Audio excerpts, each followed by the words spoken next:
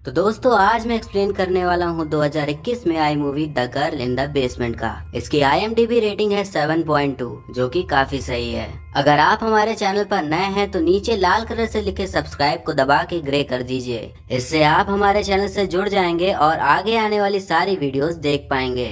तो मूवी की शुरुआत होती है एक लड़की से जो कि काफी क्रिटिकल कंडीशन में होती है और उसे हॉस्पिटल ले जाया जा रहा होता है और हॉस्पिटल में जाकर उसका इलाज स्टार्ट हो जाता है। फिर मूवी हमें 20 साल पहले लेकर जाती है जहां पर एक फैमिली डिनर कर रही होती है जिनमें डॉन, एरिन और उनकी दो बेटियां एमी और सारा मौजूद होती हैं। तब सारा वहां से उठकर एक पार्टी में जाने लगती है लेकिन उसके डैड उसको मना करके उसे बैठा देते हैं। उसके फादर एक रूड, बदतमीज और अब्यूसिव इंसान होते हैं। सारा बोलती है कि उसने मॉम को पार्टी के बारे में बता दिया था लेकिन मॉम भी डॉन के डर से सारा से कह देती है कि अपने फादर की बात मान लो। तब सारा वहाँ से चली जाती है और खिड़की से निकलकर अपने बॉयफ्रेंड से मिलती है और पार्टी में चली जाती है। लेकिन उसके फादर को पता चल जाता है कि वो भागकर पार्टी में चली गई है। सारा रात भर पार्टी करती है और सुबह उसका बॉयफ्रेंड उसे घर छोड़ जाता है। फिर वो घर के अंदर जाने को बढ़ती है लेकिन डॉन वहाँ पर खड़ा होता है और वो सारा को बहुत डांटता है।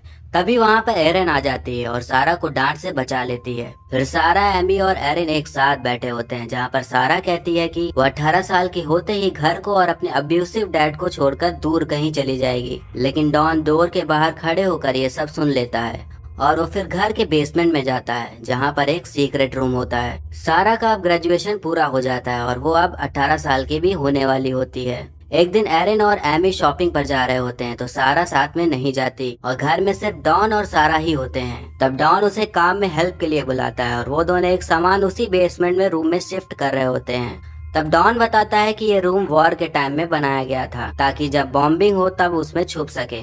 और तभी वो सारा को वहीं छोड़कर दरवाजा बंद कर देता है और वहाँ से चला जाता है। सारा वहाँ बहुत तेज से चीख रही होती है, चिल्ला रही होती है लेकिन उसकी आवाज सुनने वाला कोई नहीं होता क्योंकि वो रूम साउंड प्रूफ होता है। जो बॉक्स वो और डॉन दोनों नीचे लाते हैं वो उसे खोल कर देखती है तो उसमें उसी का सामान होता है। वो वहाँ पर पासवर्ड प्रोटेक्टेड डोर को खोलने की कोशिश करती है लेकिन वो ऐसा होता है कि अगर उसमें 3 बार पासवर्ड डालेंगे तो वहाँ का पावर कट हो जाएगा और वेंटिलेटर भी बंद हो जाएगा जिसकी वजह से वहाँ पे सांस लेने में तकलीफ होने लगती है। वो वेंटिलेटर के पास जाके चिल्ला रही होती है तो वहाँ से थोड़ी बहुत आवाज बाहर जा रही होती है लेकिन डॉन इसे भी ढककर बंद कर देता है।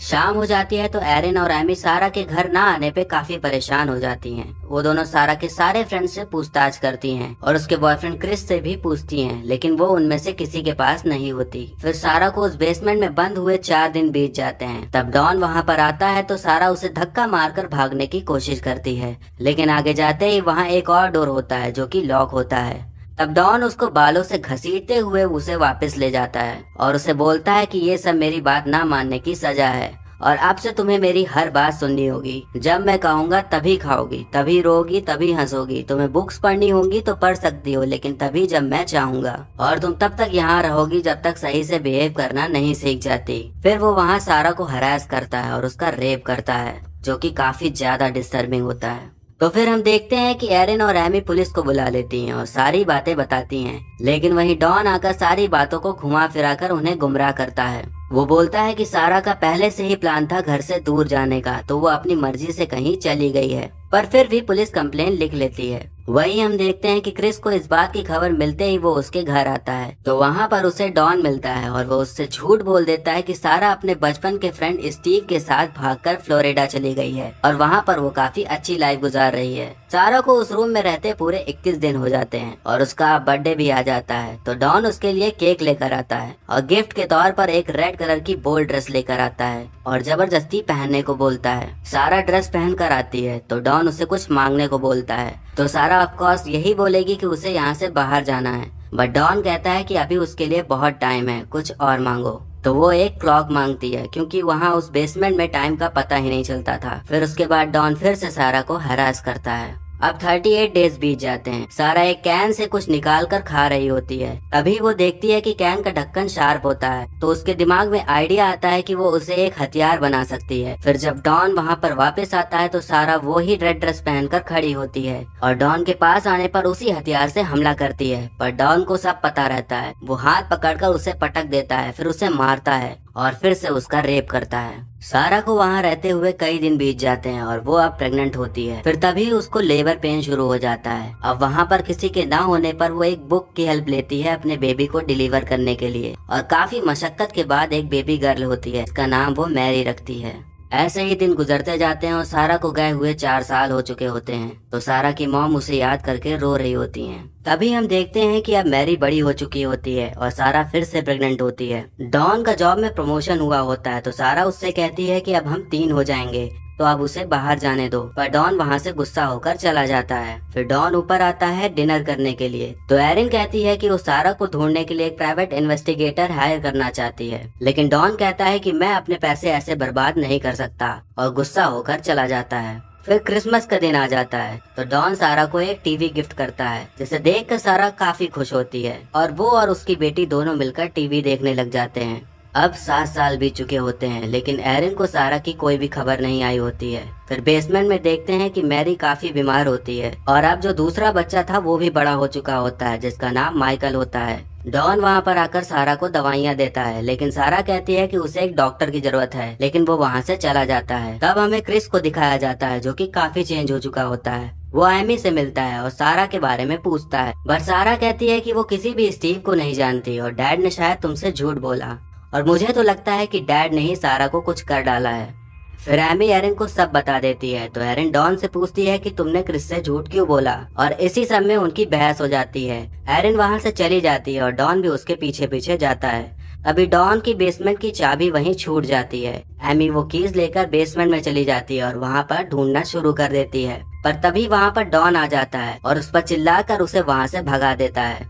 तब हम देखते हैं कि सारा ने तब तीसरे बच्चे को भी जन्म दे दिया होता है। वो उसका नाम थॉमस रखती है। वो डॉन को बोलती है कि इस बच्चे को ऊपर लेकर चले जाओ, लेकिन वो मना करता है, पर सारा उसे कन्विंस कर लेती है। तो डॉन उस बेबी को एक लेटर के साथ अपने ही घर के बाहर छोड़ देता है और एरिन उसको देखती है। लेटर में लिखा होता है कि मॉम, ये मेरा बेबी है जिसका नाम थॉमस है। मेरा एक बॉयफ्रेंड है, पर हमारे पास पैसा न होने की वजह से इसे नहीं संभाल सकते, तो आप इसे रख लीजिए। जब मैं सही हो जाऊंगी तो मैं इसे वापस लेने आऊंगी। वो थॉमस को अडॉप्ट कर लेती है। सारा ने एक चिट भी छुपाकर उस बास्केट में रखी होती है, जो कि एरिन को मिलने के बजाय डॉन को मिल जाती है। तो वो बेसमेंट में जाकर सारा पर चिल्लाता है और फिर से उसे हरास करता है। पूरे 14 साल बीत जाते हैं और वो फिर से प्रेग्नेंट होती है। वो माइकल के बाल काट रही होती है, तभी मैरी मेकअप करके आती है। अब डॉन उसकी तरफ भी अट्रैक्ट होने लगता है, जो कि सारा को कुछ अच्छा नहीं लगता। तो वो डॉन को उससे दूर रहने को बोलती है और उसे मेकअप वापस कर देती है, जिसकी वजह से डॉन वहाँ की पावर सप्लाई कट कर देता है। मैरी वेंटिलेटर के पास उदास बैठी होती है। सारा के पूछने पर बोलती है कि वो बाहर जाना चाहती है, फ्रेंड्स बनाना चाहती है।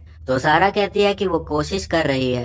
फिर मैरी पूछती है कि वो डॉन को कब से जानती है, तो सारा बोलती है कि वो उसे बचपन से जानती है। तो मैरी कहती है कि यहाँ से निकलने के बाद आपको उसे डिवोर्स दे देना चाहिए, क्योंकि वो अच्छा इंसान नहीं है। अब सारा को गए हुए 17 साल बीत जाते हैं और हमें थॉमस को दिखाया जाता है, जो कि अब बड़ा हो चुका होता है। वो ग्रैंड मॉम के पास आकर बैठ जाता है। वहाँ पर काफी ज्यादा बारिश हो रही होती है, तो वही पानी रिस कर बेसमेंट में आ रहा होता है। तो सारा वहाँ पर खोदने लग जाती है और खोदने के बाद वहाँ एक जाली लगी होती है, जिससे कि वो टॉर्च की लाइट दिखा रही होती है, ताकि उसे कोई देखकर उसकी हेल्प कर दे। वहाँ पर एक बंदा वो लाइट देख भी लेता है, तो वो उसके पास जाने के बजाय उसके घर चला जाता है और वहाँ पर डॉन मिलता है, तो वो उसे ही बता देता है। तब डॉन बेसमेंट में जाकर सारा को बहुत ही ज्यादा बुरी तरीके से मारता है और चला जाता है। वो प्रेग्नेंट होती है, तो उसे बहुत पेन हो रहा होता है, क्योंकि लेबर पेन स्टार्ट हो गया होता है। मैरी को कुछ समझ नहीं आता कि वो क्या करे, तो वो बस अपनी माँ की दर्द भरी चीखें सुन रही होती है। सारा का बेबी डेड पैदा होता है, तो उसे जाकर डॉन दफना देता है। सारा पूरी तरीके से टूट चुकी होती है। अब वहाँ उसके रहते 18 साल बीत जाते हैं। डॉन वहाँ पर आता है, तो सारा उससे ठीक से बात नहीं करती। माइकल का बर्थडे होता है, तो वो उसे बेसबॉल ग्लव्स देता है। सारा थॉमस के बारे में पूछती है, तो डॉन बताता है कि वो काफी सही है और फुटबॉल टीम में पार्टिसिपेट करने वाला है। तो माइकल कहता है कि उसे भी फुटबॉल खेलना है। तो डॉन कहता है कि ये सब तुम्हारे मॉम पर डिपेंड करता है, अगर वो अच्छे से रहेंगी तो तुम लोग बाहर जा सकोगे। डॉन के जाने के बाद दोनों बच्चे सवालों के साथ मॉम पर टूट पड़ते हैं और काफी ज्यादा बदतमीजी से बात करते हैं। सारा बहुत ज्यादा गुस्सा हो जाती है और सामान को तोड़ने फोड़ने लग जाती है। फिर वो वहीं जमीन पर लेट कर क्रिस के साथ बिताए अच्छे पलों को याद करते करते सो जाती है। फिर दोनों बच्चे ही वहाँ की पूरी सफाई करते हैं और सारा के उठने पर उसे खाना देते हैं और सॉरी बोलते हैं। तब सारा बोलती है कि अब तुम दोनों काफी बड़े हो गए हो, तो बातों को अब तुम समझ सकते हो। इसलिए वो उन्हें सब कुछ बता डालती है, जो जो डॉन ने उसके साथ किया होता है, और ये भी कि डॉन उसका क्या लगता है। ये सब सुनने के बाद दोनों बहुत ही ज्यादा शॉक में आ जाते हैं। मैरी को तो अस्थमा अटैक ही आ जाता है। तब सारा उन दोनों को संभालती है और बोलती है कि वो दोनों से बहुत प्यार करती है और जल्द ही सब ठीक हो जाएगा। डॉन नीचे आता है और सारा से बदतमीजी करता है, जिस पर माइकल भड़क जाता है और डॉन से लड़ने लग जाता है, बट सारा उसे कंट्रोल कर लेती है। तब उसके बाद हम देखते हैं कि डॉन की जॉब जा चुकी होती है। अब घर में इतने लोग हो जाते हैं कि खर्च बहुत हो रहा होता है। तभी पैसों के चक्कर में काफी बहसबाजी शुरू हो जाती है। डॉन प्लान करता है कि वो वेंटिलेटर के थ्रू कार का धुआं बेसमेंट में डाल देगा और नीचे सब मर जाएंगे। लेकिन तभी वहाँ पर थॉमस आ जाता है और उसका प्लान फेल हो जाता है। फिर एक दिन मैरी को अस्थमा अटैक आता है, जिसकी वजह से उसकी हालत खराब हो जाती है। तो वो डॉन से बेग करती है कि उसे हॉस्पिटल ले जाए, तो वो उसे ले जाने के लिए कन्विंस हो जाता है। जो स्टार्टिंग में हमें सीन दिखाया गया होता है, जिस बच्चे को हॉस्पिटल ले जा रहे होते हैं, वो मैरी ही होती है। उसको हॉस्पिटल में एडमिट करा देते हैं। डॉक्टर वहाँ पे कुछ पेपर वर्क के लिए आती है, तो डॉन सारा को उससे बात करने नहीं देता। सारा उस पेपर पर पानी गिरा देती है, जिस पर डॉन नया पेपर लेने के लिए जाता है। तब सारा डॉक्टर के पास जाती है, जहाँ पर एक पुलिस वाला भी होता है, और वो जाकर डॉक्टर को गले लगा लेती है और हेल्प के लिए बोलती है। पुलिस डॉन को अरेस्ट कर लेती है और मैरी को जब होश आता है तो सारा उसे बताती है कि अब वो उनसे दूर जा चुका है और बेसमेंट से माइकल को भी निकाल लिया जाता है। फिर हम देखते हैं कि माइकल, मैरी, थॉमस साथ में खेल रहे होते हैं और एरिन, सारा, एमी फ्रेश एयर ले रहे होते हैं। तभी वहाँ पर क्रिस आता है और वो सारा को बताता है कि वो अब भी उससे प्यार करता है और वो उसे एक गिफ्ट देता है जो उसने 20 साल से संभाल कर रखा होता है, जो कि एक पिंक कलर का हेलमेट होता है। और वो फिर दोनों बाइक में बैठकर एक लॉन्ग ड्राइव पर चले जाते हैं और मूवी यहीं पर खत्म हो जाती है। दोस्तों, भले ही हमें इस मूवी का हैप्पी एंडिंग दिखाया गया, लेकिन सारा के साथ जो भी कुछ हुआ वो काफी ज्यादा दर्दनाक होता है। आई थिंक हम में से कोई भी उस चीज को ना तो फील कर सकता है और ना ही खुद को उसकी जगह पर रखकर इमेजिन कर सकता है। ये मूवी एक ट्रू इंसिडेंट से इंस्पायर होकर बनाई गई है। जी हाँ, ऐसे सच में हुआ था। एक एलिजाबेथ नाम की लड़की, जिसके फादर ने उसे 24 साल तक बेसमेंट में रखा था और उसे असॉल्ट किया, रेप किया और हर दरिंदगी भरे काम किए, और उसके 7 बच्चे हुए थे। आप और जानकारी के लिए गूगल पर फ्रिट्जल केस के बारे में सर्च कर सकते हैं। तो ये था explanation girl in the basement का। आपको कैसा लगा कमेंट कर जरूर बताइए, और मुझे अगली किस मूवी का एक्सप्लेनेशन करना चाहिए ये भी आप बता सकते हैं। और आने वाली वीडियोस देखते रहने के लिए हमारे चैनल को सब्सक्राइब करिए और बेल आइकन को दबा दीजिए, और वीडियो पसंद आई हो तो लाइक जरूर करिए। तो तब तक के लिए टाटा, बाय बाय और नमस्ते।